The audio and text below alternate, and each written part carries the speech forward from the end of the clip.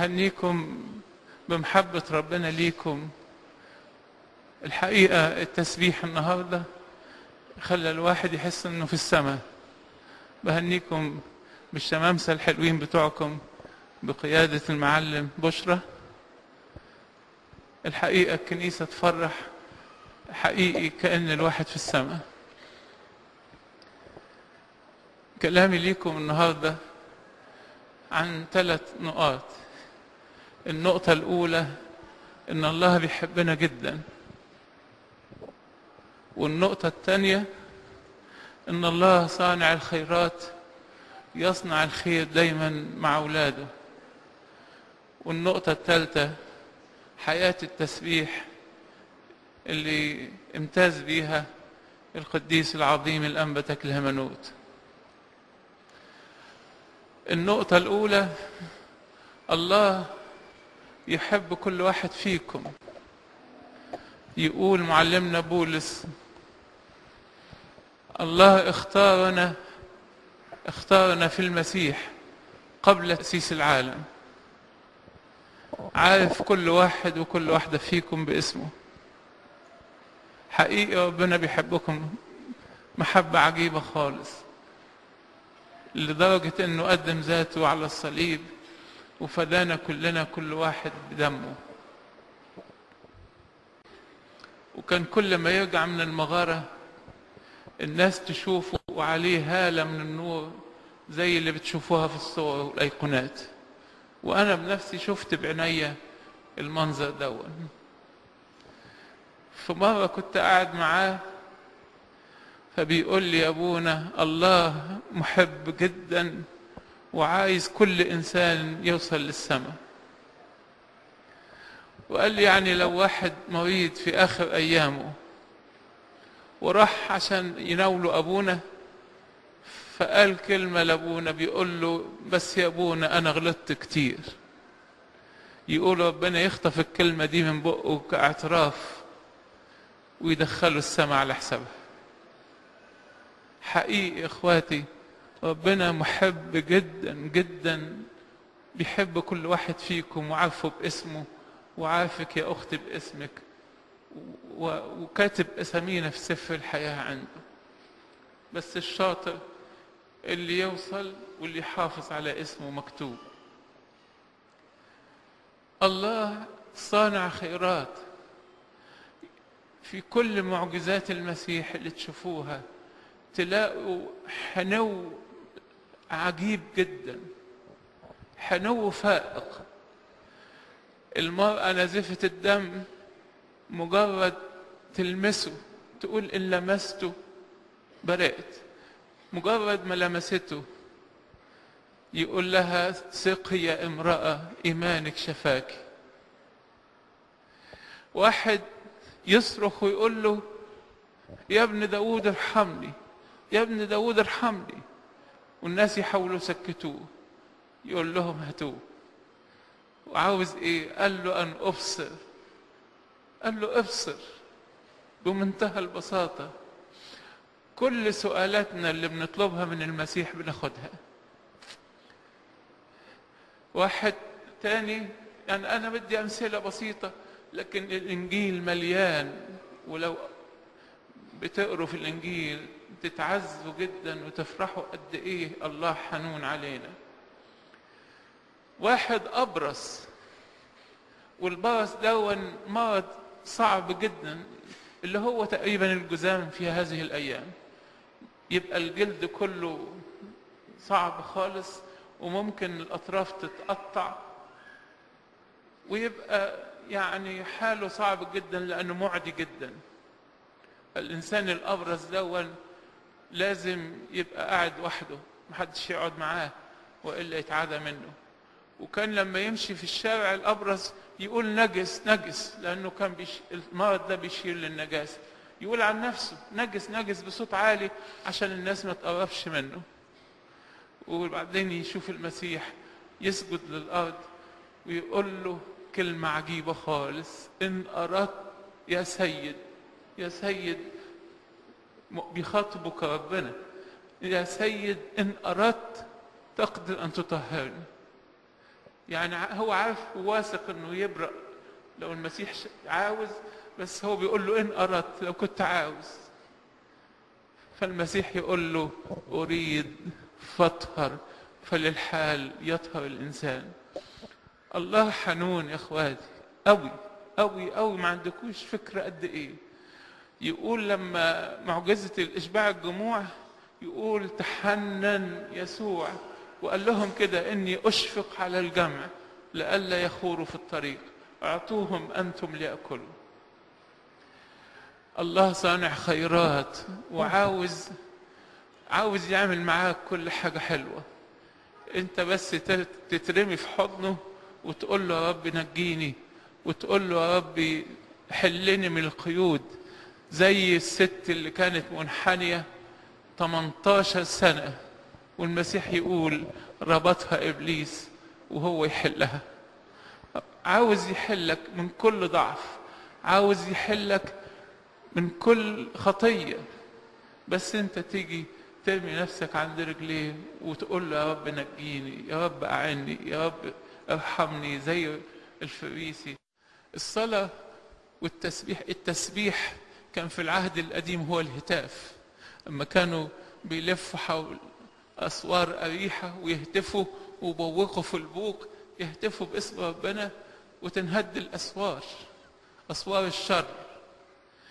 التسبيح يعمل عمل عظيم جدا، ويمكن كل رجال الله القديسون كانوا رجال صلاة وتسبيح.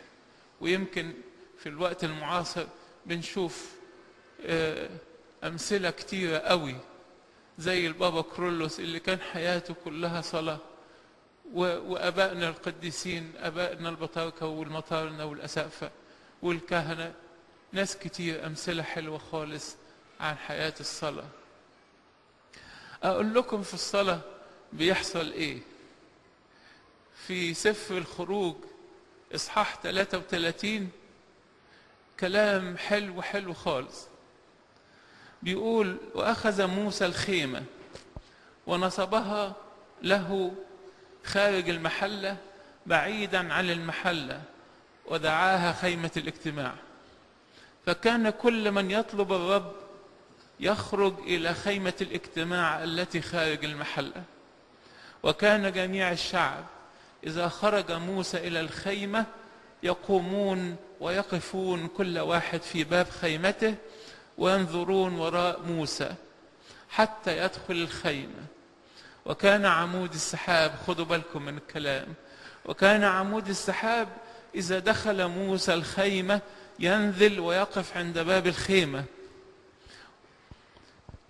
ويتكلم الرب مع موسى، فيرى جميع الشعب عمود السحاب واقفا عند باب الخيمة، ويقوم كل الشعب ويسجدون كل واحد في باب خيمته، ويكلم الرب موسى وجها لوجه كما يكلم الرجل صاحبه. وإذا رجع موسى إلى المحلة كان خادمه يشوع ابن نون الغلام لا يبرح من داخل الخيمة. كلام ان الشعب كله كان عمود النور يقودهم بالليل، وعمود السحاب بالنهار. عمود السحاب إشارة لله، هو اللي بيمشي قدامهم. فكان لما موسى يروح على باب الخيمة بتاعة الاجتماع، العمود بتاع السحاب ينزل لحد باب الخيمة، ربنا ينزل لحد عنده، ويقول يكلم الرب موسى كما يكلم الرجل صاحبه. وكل الشعب في الخيم بتاعتهم حوالين خيمة الاجتماع، كل واحد يسجد قدام الباب بتاع الخيمة تجاه خيمة الاجتماع. أي مجد، أي مجد. ربما واحد يقول طب دول قديسين ودول أنبياء، ربنا كان بيكلمهم صحيح. صدقوني اللي يقف يصلي كتير ربنا يكلمه. أذكر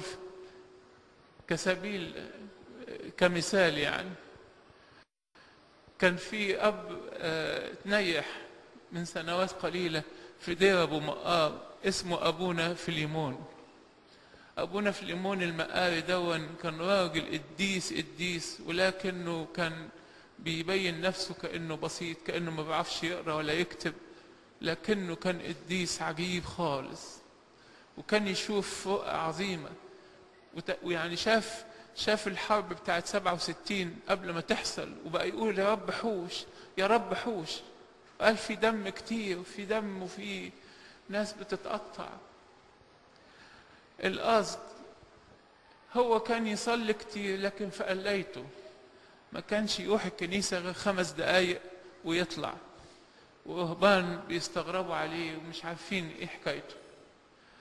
فحب واحد من الآباء يشوف هو بيدخل يقول ايه، فاستخبى في حتة في الكنيسة، ودخل أبونا فليمون يصلي، فبيقول له أبانا الذي، سمع صوت بيقول له ها أنا ذا، أنا هو. قال له يتقدس اسمك. قال له اسمي بيتقدس بيك وفيك. قال له ليأتي ملكوتك. قال له قريب تكون معايا. وفعلا مفيش أيام وأبونا فليمون ده تنيح. صدقوني عندي جوابات كاتبها هو، شيء عجيب عجيب عجيب يوريكوا قد ايه الراجل ده كان قديس، اللي يكلم ربنا كتير، ياخد من ربنا كتير، ويسمع صوت ربنا. وزي ما قلت لكم كل قديس لازم أمه قديسة، ولازم بيته فيه قداسة. أذكر واحد من الشبان كان عايش بره، وكان مستهتر إلى أبعد حد، وعايش في خلاعة. وفي يوم جاله جواب أو خبر إن أمه مريضة، فقعد يبكي بكاء عجيب خالص. تذكر أمه كانت تيجي كل يوم في ركن من الأوضة، تحط فوطة على رأسها وتقف بالإجبية وتصلي بوقت طويل خالص. والمنظر ده هو اللي رجعه مرة تانية، وبقى إنسان تايب، وبقى إنسان حلو خالص، وساب كل حياته الماضية بس بسبب تذكاره لأمه اللي كانت بتقف تصلي. وكلنا نفتكر القديسة مونيكا اللي كانت تبكي كتير من أجل القديس أغسطينوس، والكاهن اللي قال لها سقي يا امرأة، ابن هذه الدموع لا يمكن أن يهلك. الصلاة وخصوصا في الكنيسة فيها واحد بيقرع صدره وبيطلب مراحم ربنا، فيها واحد بيصلي بدموع، فيها واحد بيطلب من ربنا من قلبه الطلبة، ربنا يستجيب ليها على طول. صلوا كل حين ولا تملوا، ودي الوصية بيقولها لنا ربنا في كل لحظة تصلي. إن ما كنتش عارف تصلي وقت طويل، على الأقل طول النهار قل له يا رب يسوع المسيح ارحمني، يا رب يسوع المسيح أعني، يا رب يسوع المسيح باركني، يا رب يسوع المسيح توبني. الله يبارك حياتكم ويفرحكم باستمرار، ويكتب أسماءكم في سفر الحياة عنده. له كل كرامة ومجد في كنيسته من الآن وإلى الأبد، آمين.